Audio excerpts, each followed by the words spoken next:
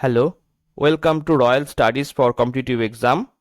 আজকের টপিক আমাদের হলো ট্রান্সলেট বেঙ্গলি টু ইংলিশ। আর এই ভিডিওটা গুরুত্বপূর্ণ হতে চলেছে পিএসসি মেন্সে যে সমস্ত আপকামিং পরীক্ষাগুলো আছে, যেমন হচ্ছে পিএসসি ক্লার্কশিপ, পিএসসি মিসলেনিয়াস।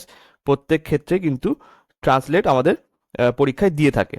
তো সেই অ্যাসপেক্ট থেকে এখানে কিন্তু খুবই ইম্পর্টেন্ট এই ভিডিও হতে চলেছে।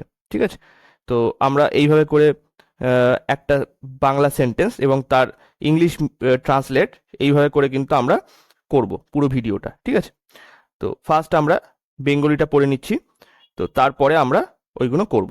তো তার আগে বলি, আমার ইউটিউব চ্যানেলে যারা নতুন অবশ্যই চ্যানেলটা সাবস্ক্রাইব করবেন, আর প্রত্যেকে অবশ্যই লাইক, কমেন্ট এবং শেয়ার করবেন। আর আমার টেলিগ্রাম চ্যানেলের লিঙ্ক ডেসক্রিপশন এবং কমেন্ট সেকশনে দেওয়া আছে, অবশ্যই সেখানে জয়েন হয়ে থাকবেন। ভালো ভালো পিডিএফ ওখানে দেওয়া হয়। ঠিক আছে, তো চলো দেখো কি বলছে এখানে। 400 বছর আগে সকলেই স্থলপথে পারস্যের ভিতর দিয়ে ইউরোপ থেকে ভারতে আসতো। তখন পণ্ডিতরা সবেমাত্র পৃথিবীকে গোল বলে বিশ্বাস করতে আরম্ভ করেছে। এই সময় কলম্বাস নামে ইতালি দেশের এক নাবিক চিন্তা করলেন যে পৃথিবী যদি সত্যি গোল হয় তাহলে সমুদ্রপথে পশ্চিম দিক গেলে নিশ্চয়ই ভারতে পৌঁছানো যাবে।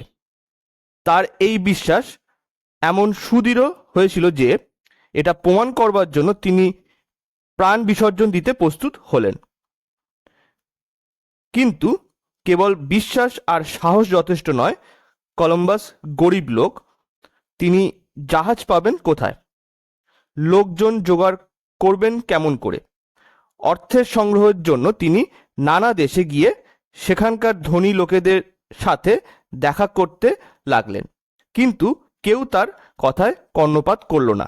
অবশেষে পর্তুগালের, এখানে কাটা যাবে এটা, অবশেষে পর্তুগালের রাজা তাকে সাহায্য করবেন বলে প্রতিশ্রুতি দিলেন। ঠিক আছে, তো আমাদের এটা মোটামুটি পড়ে বোঝা গেল। এবারে আমরা নেক্সট স্লাইডে যাচ্ছি। তো ফার্স্ট সেন্টেন্স দেখো, 400 বছর আগে সকলেই স্থলপথে পারস্যের ভিতর দিয়ে ইউরোপ থেকে ভারতে আসতো। তাহলে 400 বছর আগে, 4000 years ago, সকলেই মানে everyone travelled from Europe to India, কিসের মাধ্যমে? By land through Persia.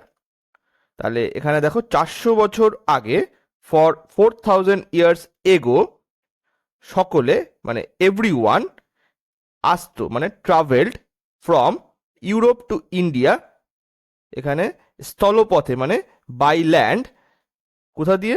পারস্যের ভিতর দিয়ে, মানে থ্রু পার্সিয়া। ঠিক আছে, দুইয়ের দাগের সেন্টেন্সটা দেখো, তখন পণ্ডিতেরা সবেমাত্র পৃথিবীকে গোল বলে বিশ্বাস করতে আরম্ভ করেছে। তাহলে তখন মানে হচ্ছে অ্যাট দ্যাট টাইম, পণ্ডিতেরা মানে হচ্ছে স্কলার্স হ্যাড জাস্ট বিগান, সবেমাত্র বিশ্বাস করতে শুরু করিয়াছে। তো এখানে পাস্ট পারফেক্ট টেন্স ইউজ হয়েছে, কারণ কি?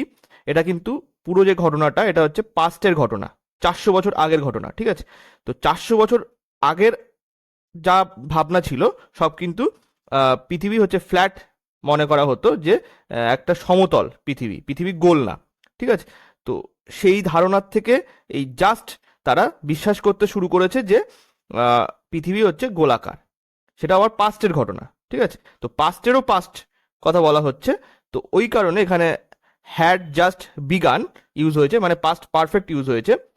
টু বিলিভ, কি বিলিভ করতে? বিশ্বাস করতে শুরু করেছে, that the earth was round, পৃথিবীটা গোল, সেটা বিশ্বাস করতে শুরু করেছে। তিনের দাগের সেন্টেন্সটা দেখো, এই সময় কলম্বাস নামে ইতালি দেশের এক নাবিক চিন্তা করলেন যে পৃথিবী যদি সত্যিই গোল হয় তাহলে সমুদ্রপথে পশ্চিম দিকে গেলে নিশ্চয়ই ভারতবর্ষে পৌঁছানো যাবে। তাহলে কি হবে? এই সময় মানে ডিউরিং দিস টাইম, এখানে এক ইতালি দেশের নাবিক, তাহলে an Italian navigator named Columbus thought, ভেবেছিল, দ্যাট, কি ভেবেছিল? ইফ, যদি, the earth was truly round, যদি সত্যি গোল হয় পৃথিবী, তাহলে কি হবে? দেন সেলিং ওয়েস্টওয়ার্ড, মানে যদি সমুদ্র পথে যদি যাওয়া যায়, sailing westward by sea would surely lead to India. অবশ্যই তাহলে ইন্ডিয়াতে পৌঁছানো যাবে যদি সে পশ্চিম দিকে অগ্রসর হয় সমুদ্র পথে। ঠিক আছে, তাহলে আমাদের এই স্লাইডটা হয়ে গেল। এবার পরবর্তী স্লাইডে যাচ্ছি আমরা, চলো। 4 দাগের সেন্টেন্সটা দেখো। তার এই বিশ্বাস এমন সুদৃঢ় হয়েছিল যে এটা প্রমাণ করবার জন্য তিনি প্রাণ বিসর্জন দিতে প্রস্তুত হলেন। তাহলে তার এই বিশ্বাস মানে his believe was so strong, এতটাই সুদৃঢ় হয়েছিল যে that he was ready to sacrifice his life to prove ইট, এটা প্রমাণ করতে সে তার জীবন বিসর্জন দেওয়ার জন্য প্রস্তুত হয়ে গিয়েছিল। ঠিক আছে, তারপরে সেন্টেন্সে দেখো, 5 দাগের সেন্টেন্সে বলছে কিন্তু কেবল বিশ্বাস আর সাহস যথেষ্ট নয়। তাহলে but belief and courage alone was not enough. তাহলে বিশ্বাস আর সাহস যথেষ্ট নয়, তাহলে but belief and courage alone were not enough. ঠিক আছে, 6 নম্বর সেন্টেন্স, কলম্বাস গরিব লোক, Columbus was a poor man. 7 নম্বর সেন্টেন্সে দেখো, তিনি জাহাজ পাবেন কোথায়? হোয়ার উড হি, হোয়ার তারপরে উড এসছে, দেখো উড হচ্ছে মডেল, তাহলে মডেলের পরে যে ভার্ব বসবে সেটা কিন্তু ফার্স্ট ফর্ম বসবে। তাহলে হোয়ার উড হি, ভার্বের first form, gate a ship, তিনি জাহাজ কোথায় পাবেন। ঠিক আছে, এটা আমাদের কমপ্লিট হয়ে গেল। এবার পরবর্তী স্লাইডে যাচ্ছি আমরা, চলো। 8 নম্বর সেন্টেন্সটা দেখো, লোকজন জোগাড় করবেন কেমন করে? তাহলে কেমন করে বলেছে মানে হাউ উড হি গ্যাদার, দেখো আবার ফার্স্ট ফর্ম এসছে, গ্যাদার মানে জড়ো করবেন কি করে। How would he gather a crew, crew মানে হচ্ছে ওই যে জাহাজে যারা থাকে নাবিক বাদে তাদেরকে ক্রু বলা হয়। ঠিক আছে, তাহলে how could he gather a crew. ঠিক আছে, তারপরে দেখো এখানে এ ক্রু ইউজ হচ্ছে কেন? একটা ক্রু মানে হচ্ছে একটা পুরো একটা জাহাজের সমস্ত যে নাবিক বাদে যে সমস্ত ওয়ার্কাররা থাকে তাদেরকে একসাথে বলা হচ্ছে এ ক্রু। ঠিক আছে, একটা টিম আর কি, তো এটা একটা কালেকটিভ নাউন, তো সেই জন্য এখানে এ ক্রু হিসাবে ইউজ হচ্ছে। ঠিক আছে, নেক্সট 9 দাগের সেন্টেন্সটা দেখো, অর্থ সংগ্রহের জন্য তিনি নানা দেশে গিয়ে সেখানকার ধনী লোকেদের সাথে দেখা করতে লাগলেন। তাহলে কি, তিনি অর্থ সংগ্রহের জন্য নানা দেশে ধনী লোকেদের সাথে দেখা করতে লাগলেন। তাহলে টু রেইজ ফান্ডস মানে অর্থ সংগ্রহের জন্য, to raise funds he travelled, তিনি ভ্রমণ করছিলেন। He travelled to various countries and met, দেখা করছিলেন ওয়েলথি পিউপিল দেয়ার, সেখানকার যে সমস্ত ওয়েলথি পিউপিলরা আছে, ধনী ব্যক্তিরা আছে, তাদের সাথে তিনি দেখা করছিলেন। ঠিক আছে, 10 নম্বর সেন্টেন্সটা দেখো, কিন্তু কেউ তার কথায় কর্ণপাত করলো না। But no one paid attention to him, কিন্তু কেউই তার কথায় কর্ণপাত করলো না। তাহলে কি, কিন্তু এখানে হচ্ছে বাট আসলো, কেউই মানে নো ওয়ান পেইড, এখানে হচ্ছে অ্যাটেনশন দেওয়ার ক্ষেত্রে মানে কর্ণপাত মানে তার কথা শোনার কথা বলছে।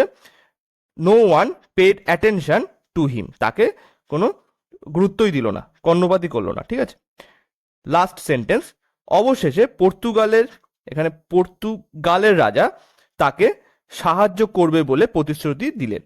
Finally the king of Portugal promised to help him. শেষ পর্যন্ত কি হলো, শেষ পর্যন্ত মানে অবশেষে finally the king of Portugal promise করেছিল তাকে টু হেল্প হিম, তাকে সাহায্য করার প্রতিশ্রুতি দিয়েছিল পর্তুগালের রাজা। ঠিক আছে, তো আমাদের এটা কিন্তু খুব সুন্দরভাবে এটা হয়ে গেল। পরবর্তীতে এরকম আরও ভালো ভালো ভিডিও আমি কিন্তু আনবো, তো অবশ্যই চ্যানেলটা সাবস্ক্রাইব করবেন, আর যদি ভালো লেগে থাকে লাইক কমেন্ট এবং শেয়ার করবেন। ঠিক আছে, আর আমার টেলিগ্রাম চ্যানেলের লিঙ্ক কিন্তু দেওয়া আছে ডেসক্রিপশন এবং কমেন্ট সেকশনে, সেখানে অবশ্যই জয়েন হয়ে থাকবেন। তো আজকে এই অবধি, ভিডিওটা ভালো লাগলে লাইক কমেন্ট এবং শেয়ার করবেন। Thank you.